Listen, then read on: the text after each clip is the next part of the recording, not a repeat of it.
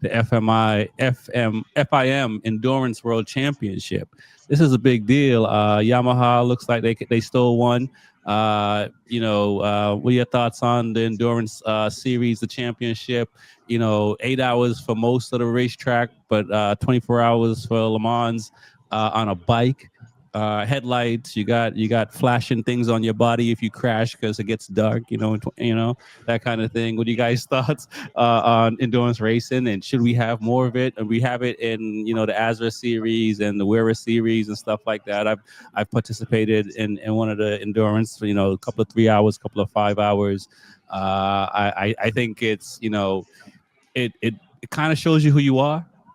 So it tells you the truth about yourself, kind of thing. What are you guys' thoughts on the series and the weekend that just happened? We'll start with TJ. I mean, yeah, it's unfortunately I didn't see like the whole race or anything like that. I just saw clips. But overall, I think endurance racing is really cool. Definitely got to be in shape and mentally ready for that. 8 hours is a very long time, and Le Mans 24 hours is just insane.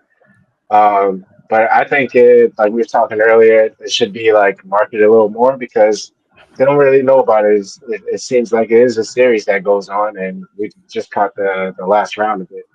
But just to see bikes in a different aspect, like you don't think bikes can race at night. Like what precautions do you take right at night? Do you turn it down from like mapping three to mapping two or something like that? Like take down the RPMs a little bit or They got extra they, lights. What do you? they got to take advice from all the riders that got all them lights on their bikes in the city. So I mean, and then it's just pretty cool to see though. So I think it should bring more attention to it. So definitely next year, going into the series, I'm gonna definitely watch it with Le Mans first. It seems like it usually is, and for some reason Suzuka is the biggest one, which when we talking about, I thought was the only one as well. But like we was talking about, there's a whole series, so I think it's really cool. Right. Reese, what are your thoughts? Your guys ever think about going to go do some of these endurance races? No. Like you gotta be in shape for that, man. You gotta be mentally prepared, physically prepared. I mean, that's a lot. 24 hours and 8 hours. I mean, I don't know if anybody's ridden a bike for 8 hours, but that's a lot. I've ridden behind Lewis for about an hour and I was dead. So it's not something easy. I mean, I didn't get a chance to see the full race. I saw a couple of bits of it, but I think it's pretty neat. Like I said, they need to advertise a little bit more. And make it a little bit more public, so a lot of people can watch it more and bring it more to the forefront, instead of just kind of talking about it. But I think it'd be nice to actually go see it personally, me myself. I I think that'd agree. be good. I don't know if you saw the clip where one guy's bike he crashed and the bike caught on fire, and I mean the bike is like a barn fire, and he's running to the bike like he can get on for a second. Like what is that with riders? Are they just in a different space that they don't like see? Like there's a big ball of flame they run into. Well, no, they do see it, but their mindset is like, hey, if I can get it back to the pit, at least ride it back to the pit and get it fixed. Like, if there's a red flag, I can get back in the race. That's their mindset. Always get that bike back to us to get it fixed, to get it so we can they can get back in the race just in case there is a red flag. And normally, sometimes, a lot of times, if they crash bad or anything like that, they're gonna red flag it. But if they can ride it back on their own power, they can actually, repeat. That's one repair job right there. Lewis, I mean, I asked you just off. I asked you this off here, because I didn't notice until the crash that the riders, their suit light up and stuff like that. Can you talk a little bit about that and also what your thoughts on the race? Yeah, well, the technology, when you're doing endurance racing specifically, and it's endurance racing that you gotta consider the weather becomes a factor in endurance racing over the long stretch of period. So you might start it's sunny, and 45 minutes in, it starts to rain, it gets dark, it gets cloudy. If you're racing overnight, like in the Le Mans 24 hour, you're racing overnight.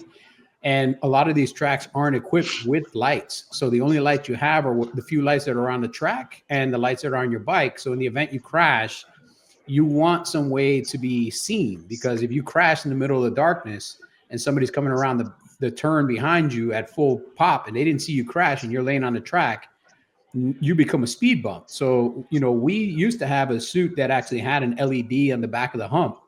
And if you crashed and the airbag went off, the LED would start blinking. So that way people can kind of see that you're on the ground or something like that.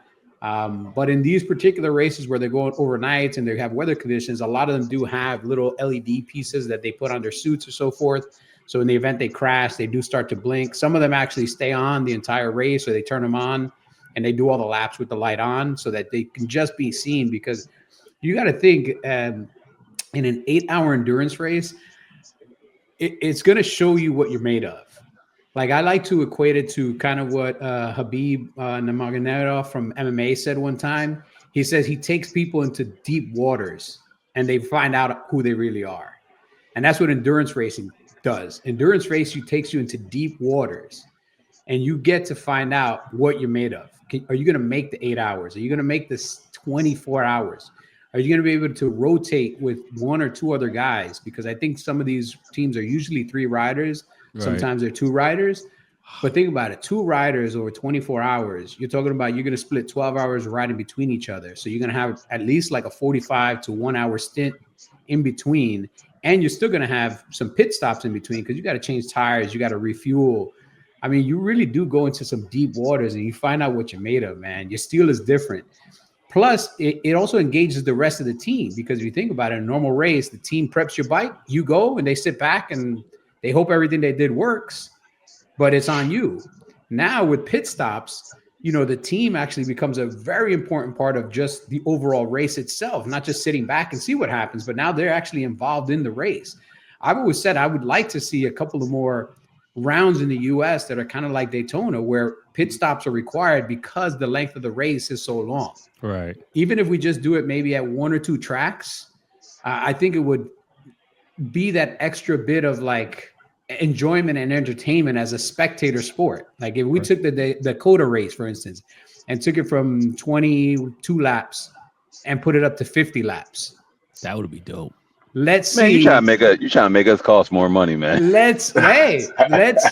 And all right, we won't have 2 races this weekend, but we're going to have 1 long ass race this weekend. It's still the same amount of money as you would with 2 races, except now it's all happening over the next 2 hours. We're going to see what team, what bike, and what rider is going to be able to pull it off. Because there ain't going to be no chubby riders left, man.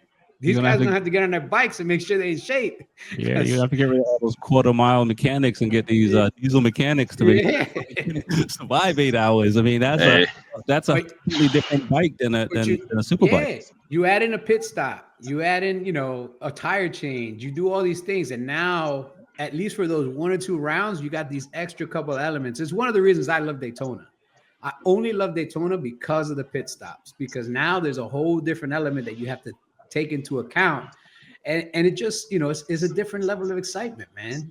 A guy could have a good pit stop and all of a sudden gain 3 or 4 spaces, or a guy that was walking away with it could have a shit pit stop and now all of a sudden the gaps are all gone and now you got to start fighting again. You can't just walk away and it's a parade for the next 12, 14 laps. No, it's a race, man. It's a race till the checkered flag comes out.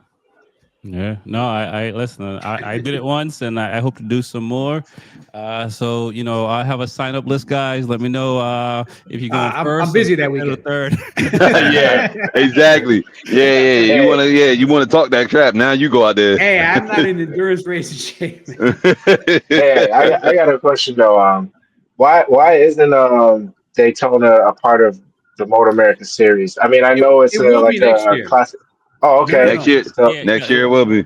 Yeah, starting next year, the points there will be points that count towards a championship, because this is one of the reasons a lot of the teams haven't been going to Daytona, because it's very expensive to go and the points didn't count towards a championship.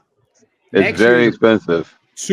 I mean, dude, just renting one room at Daytona for 4 days, you're talking thousands of dollars. So if you got a pit crew of like 10 people, mechanics, everything else, plus your racers, just in hotels, you're going to spend at least 30 grand. Most of the teams actually rent big Airbnbs, and Reese, you can confirm, like most of the teams try to find like 5 or 6 bedroom or 3 or 4 bedroom houses and rent the Airbnb, and everybody sleeps in the same house because just to try to keep the cost down. Because a hotel room in Daytona during that stretch, you're talking between $300 and $600 a night. Yeah. And then you got to think about it. This is another thing people don't realize, and everybody gets pissed. But Daytona, those bikes get used one time for the year. That's it. That's it. You make one bike for one race. That's it. That bike sits in the garage for the rest of the time. So you spent about $60,000 on just one bike for one race. So Reese, tell us how you really feel about the news coming out. Listen, I ain't got nothing to worry about. Superbike ain't there. He's good. I'm good. I'll be over there like, hey, how y'all doing? So, I'm just glad that I'm gonna have like a hospitality suite that I can go eat their food now. Because Well, see, now he has a hospitality suite, so that just told me I'm only 30 minutes down the way, so I'm coming to the hospitality suite. no, I was talking about yours. I was gonna go eat at Attack.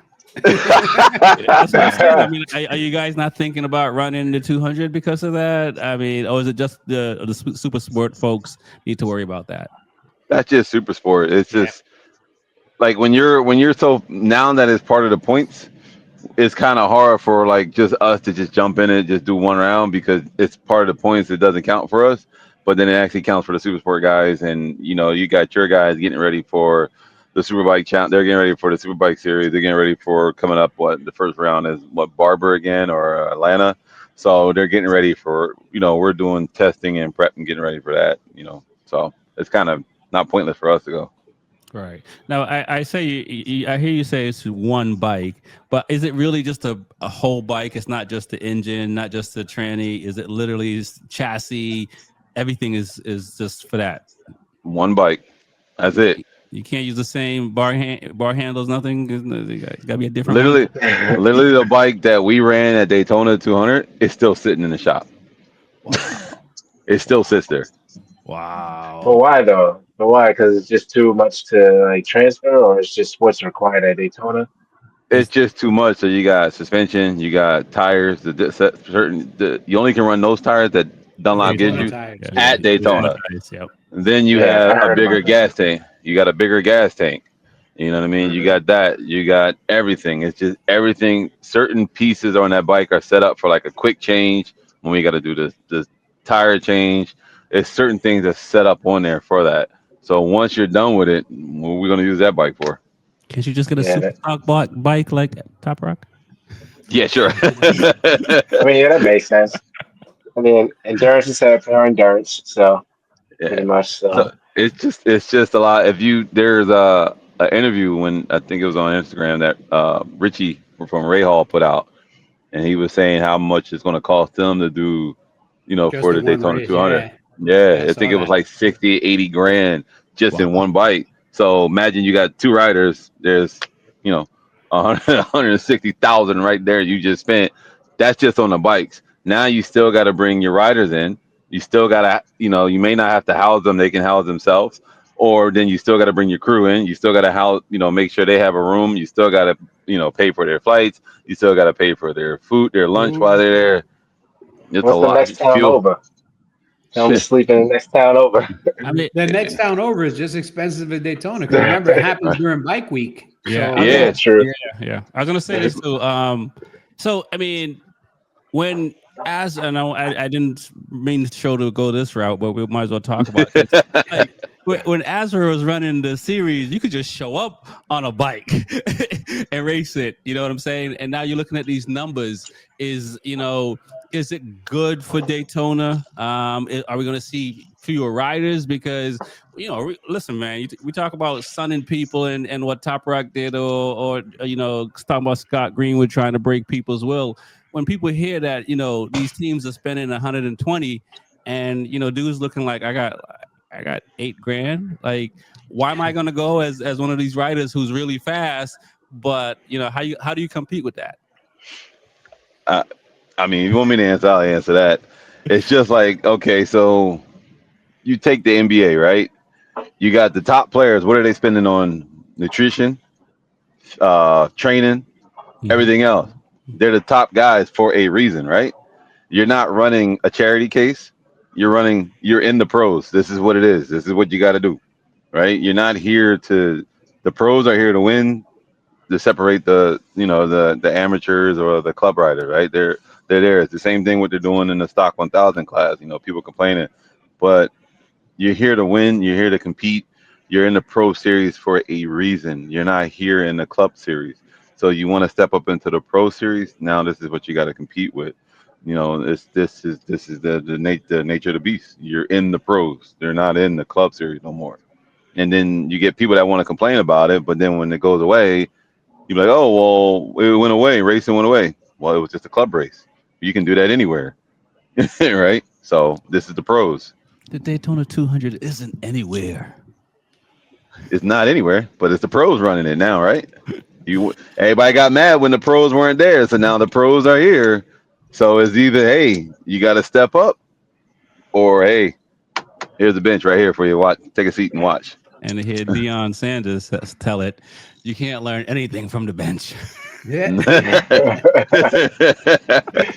It's sad to say, man.